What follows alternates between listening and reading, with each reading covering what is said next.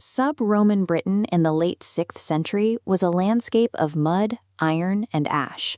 Borders were fluid, and survival was dictated by the strength of a warband's spears. This was a violently contested geography.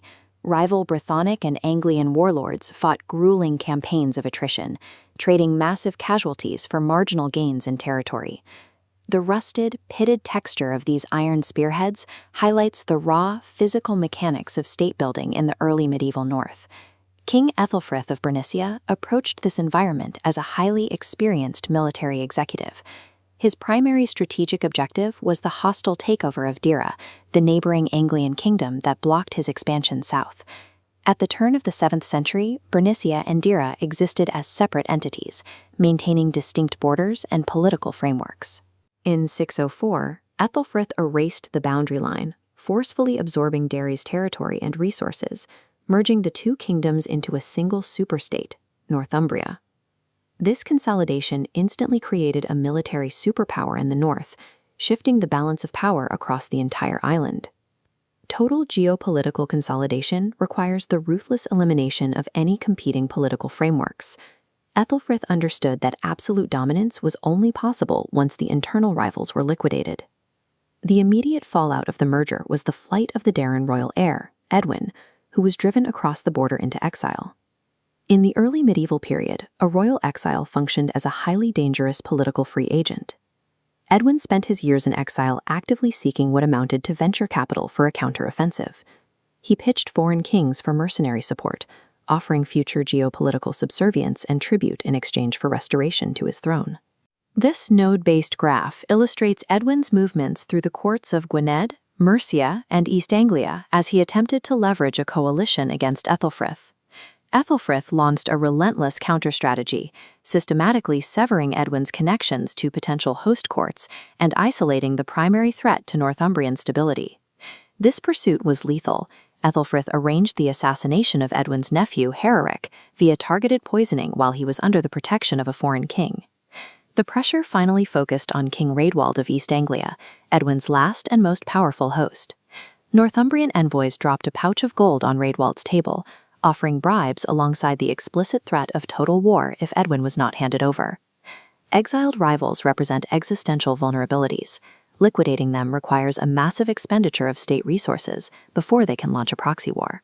While the political hunt consumed the East, Æthelfrith turned his military attention to the strategic situation in the West. The native British kingdoms of Wales posed a direct threat to the newly expanded Northumbrian border. The campaign of 616 AD targeted the fortified walls of Chester, a critical western choke point.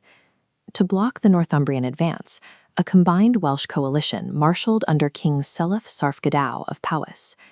The stakes at Chester extended to the entire map of Britain. A Northumbrian victory would physically sever the land connection between the Britons of Wales and those of the Old North. Maintaining a territorial merger of this scale requires preemptively severing the geographic and logistical lines of any surrounding coalitions. Prior to the engagement at Chester, the battlefield revealed a distinct anomaly. 1,200 unarmed monks from Bangor-is-Coed stood in a massive congregation, positioned apart from the main Powesian infantry.